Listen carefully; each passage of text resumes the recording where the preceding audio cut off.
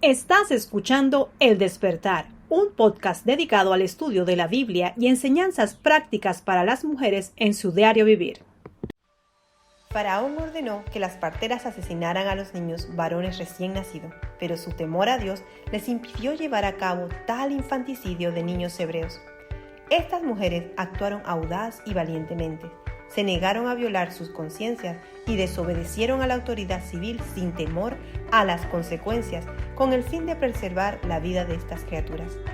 El temor del Señor es lo único que nos puede liberar del temor de los hombres, que solo sirve para obstaculizar nuestra completa obediencia y rendición a Dios. Dios, quien toma en cuenta cada acto de generosidad y misericordia que hacemos, las recompensará con su fidelidad, prosperando a nuestras familias. Veremos qué sucede en el primer capítulo del Éxodo. Hola, ¿qué tal? Es un gusto para mí poder compartir con ustedes el libro del Éxodo y poder así conocer qué es lo que Dios tiene para nosotras a través de su palabra, a través de los hechos, de las historias, del tiempo, hasta nuestros días. Vamos a empezar leyendo el capítulo 1 de la versión Reina Valera.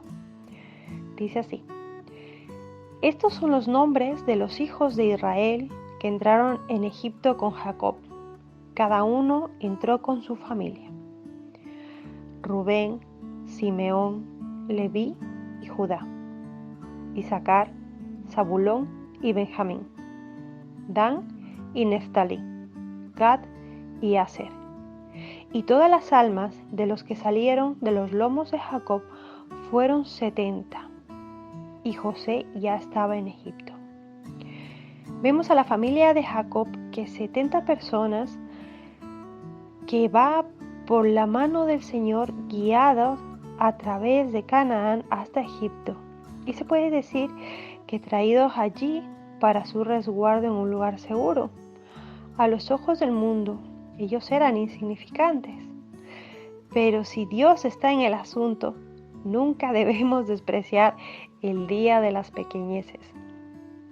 Recordemos que el libro de Génesis es la historia de la caída del hombre.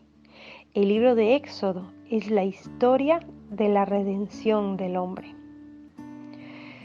Sigamos con los siguientes versículos. Y murió José y todos sus hermanos y toda aquella generación. Y se puede notar que en este libro comienza con nombres. Por consiguiente, la salvación es un asunto personal. José murió casi 80 años antes que naciera Moisés. Recordamos más o menos que este libro fue escrito en el 1546 antes de Cristo. Así que vemos la mano de Dios de toda la vida. Sigamos. Y los hijos de Israel crecieron y multiplicaron y fueron aumentados y se hicieron muy poderosos, y se llenó la tierra de ellos. Claramente, las bendiciones del Señor estaban sobre Israel. Viene un momento claro en este tiempo del Éxodo, donde el pueblo de Israel sufre mucho debido a los miedos, se puede decir, de Faraón. Sigamos. Se levantó entre tanto un nuevo rey sobre Egipto que no conocía a José, el cual dijo a su pueblo: He aquí, el pueblo de los hijos de Israel es mayor y más fuerte que nosotros. Ahora pues, seamos sabios para con él, para que no se multiplique, y acontezca que viniendo guerra, él también se junte con nuestros enemigos y pelee contra nosotros y se vaya de la tierra. Paréntesis, más o menos, creemos que los eruditos comentan que habría aproximadamente en la tierra de Egipto 2,5 millones de habitantes israelitas. De ahí el temor de Faraón. El Faraón se dedica a destruir al pueblo de Dios. Para asegurarse, sus planes para ello eran severos en extremo. Eso mientras Dios no fuera tomado en cuenta. Pero al entrar Dios en estos planes, convirtió la sabiduría de Faraón en insensatez. Cualquier maquinación que ignore a Dios es una ilustración de eso mismo. Versículo 11.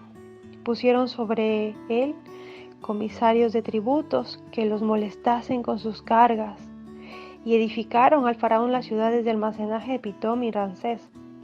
Recordamos que las ruinas de estas dos ciudades existen en la actualidad, y de hecho esta última era la residencia de la corte. Hay una buena posibilidad que los milagros de Moisés, anotados en Éxodo capítulo 7, que más adelante lo veremos, acontecieron en esta corte. Por lo tanto, los grandes palacios construidos por los hijos de Dios, que fueron esclavos, presenciarían el gran poder de Dios muy evidente en ellos cuando todo esto sucedió. Es que hay una historia increíble que podemos seguir contando. Vamos a seguir en el versículo 12. Dice, sin embargo, cuanto más los oprimían, tanto más se multiplicaban y crecían, así que estaban los egipcios mortificados de los hijos de Israel. Cientos de años atrás, antes de que Faraón recibiera un soplo de vida mortal, él no sabía que la palabra de Dios y el juramento son dos cosas inmutables. Había asegurado infaliblemente la plena y gloriosa liberación de ese mismo pueblo. De hecho, un pueblo que en ese entonces, la época del juramento de Dios, ni siquiera existía, al cual el faraón iba, en su sabiduría terrenal, a destruir. Todo esto era desconocido para él. Por lo tanto, todos sus pensamientos y sus planes estaban basados en la ignorancia de ese gran fundamento. La verdad de todas las verdades es saber que Dios existe. Faraón vanidosamente se imaginó que él, por su dirección, podía prevenir el aumento de aquellos de quienes Dios había dicho que serían como las estrellas del cielo y como la arena del mar que no se pueden contar. Por lo tanto, estos trazos de él fueron simplemente locura e insensatez. Sigamos leyendo.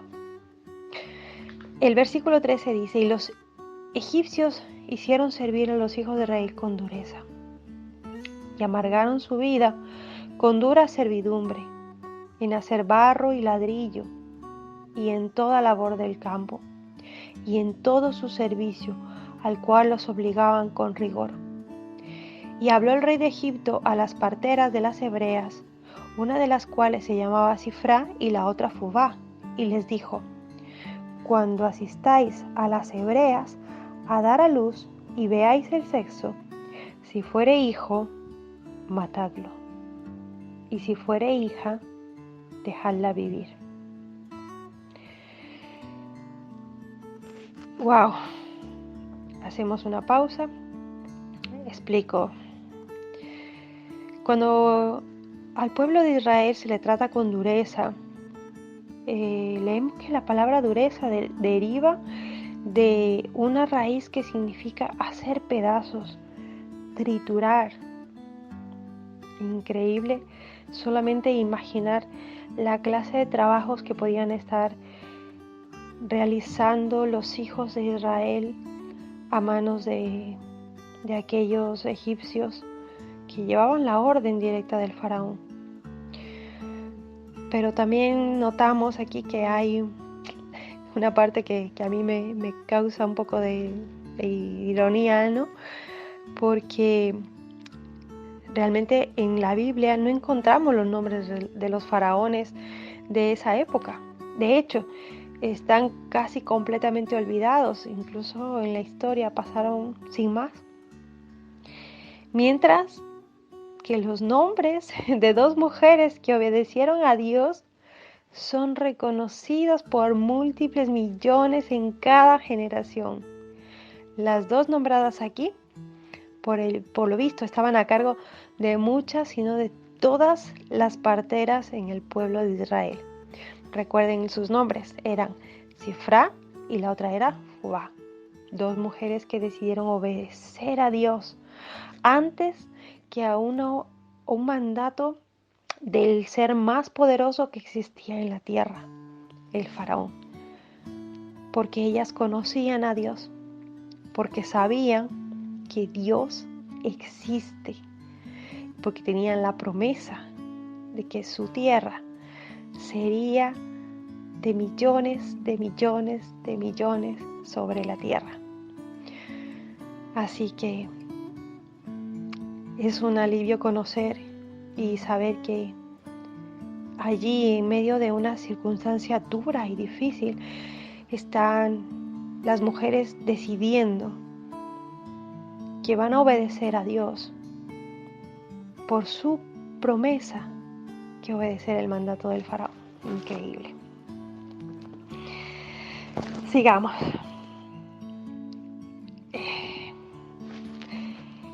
Mas las parteras temieron a Dios y no hicieron como les mandó el rey de Egipto, sino que reservaban la vida de los niños. Este plan de asesino ingeniado por el faraón o alguien de su corte era para debilitar al pueblo de Israel o limitar un futuro crecimiento. Algunos se preguntarán, ¿por qué permitió el Señor este acontecimiento? La respuesta es muy sencilla. Si Israel no hubiera sufrido enormemente, ellos no hubieran anhelado irse de Egipto. Impresionante. Las parteras también idearon un plan, sin duda, por el Señor, que produciría los resultados deseados. Es que de verdad que lo leo, me encanta esta parte que dice: más las parteras temieron a Dios y no hicieron como les mandó el rey de Egipto, sino que reservaban la vida de los niños. El temor a Dios hizo que las parteras tomaran un papel fundamental en esta historia. Versículo 18. Y el rey de Egipto hizo llamar a las parteras, Sifra y Fubá, y les dijo: ¿por qué habéis hecho esto? ¿Qué habéis reservado la vida de los niños? Y las parteras respondieron al faraón: porque las mujeres hebreas no son como las egipcias, porque son robustas y dan a luz antes que la partera venga de ellas. Aquí vemos parte de su plan. Este plan requería que ellas llegaran tarde y por lo cual pues dio buenos resultados. Versículo 20. Y Dios hizo bien a las parteras. Significa que es precisamente lo que el Señor les había dicho que hicieran, y Él las bendijo por su obediencia. Y el pueblo se multiplicó y se fortaleció en gran manera. El plan del faraón fue derrotado. Y por haber las parteras temido a Dios, ellas temieron a Dios más que al faraón, ya lo habíamos comentado antes, y les hizo casas, es decir, que les concedió familias numerosas. Y vino el mandato cruel, versículo 22. Entonces el faraón mandó a todo su pueblo diciendo: echad en el río todo hijo que naciere, y a toda hija reservad la vida. Si bien el faraón deseó debilitar a los israelitas al exigir que mataran a los niños varones al nacer, el plan de Satanás fue todavía más siniestro. Es la enemistad de la serpiente en contra de la simiente de la mujer. Si la destrucción de los niños varones se hubiera llevado a cabo, no hubiera existido un David. Nada más para hacer mención de un ejemplo. Y de no haber un David, no habría un hijo de David. No hay mención de que los israelitas obedecieran este mandato con respecto al río. De hecho, Dios utilizó el río, así como veremos, para llevar a cabo su voluntad divina. Hasta aquí el capítulo 1. Hacemos un resumen. Un nuevo rey llegó al poder, que no había conocido a José. El nuevo rey ignoraba el hecho de que José había salvado Egipto. La gente se olvidó rápidamente del bien que el pueblo de Dios había hecho en el pasado. El gobierno comenzó a oprimirles despiadadamente, haciendo trabajos forzosos. Clamaron, pidiendo auxilio, y sus gritos desesperados llegaron a Dios. A lo largo de la historia, la gente ha intentado librarse del pueblo de Dios, pero nunca lo han conseguido. Cuanto más los oprimen, más se multiplica y se extiende. Incluso hoy en día, la iglesia suele multiplicarse y propagarse cuando es perseguida y oprimida. Oramos. Señor, queremos agradecerte por tu palabra en el día de hoy. Tú nos recuerdas, Señor, cuánto estuvieron oprimidos los hijos de Israel en aquella época, cuando se olvidó todo lo que tú habías hecho, cuando se olvidaron de los beneficios que tú habías concedido mediante José. Amado Señor, perdónanos, porque nosotros también olvidamos tus beneficios, olvidamos quién eres, olvidamos de dónde nos sacaste, olvidamos quiénes éramos y quiénes somos ahora mediante tu poder y tu gracia. Perdónanos, Señor, por no recordar todo el bien que tú hiciste en el pasado y todo el bien que tú nos haces en el presente.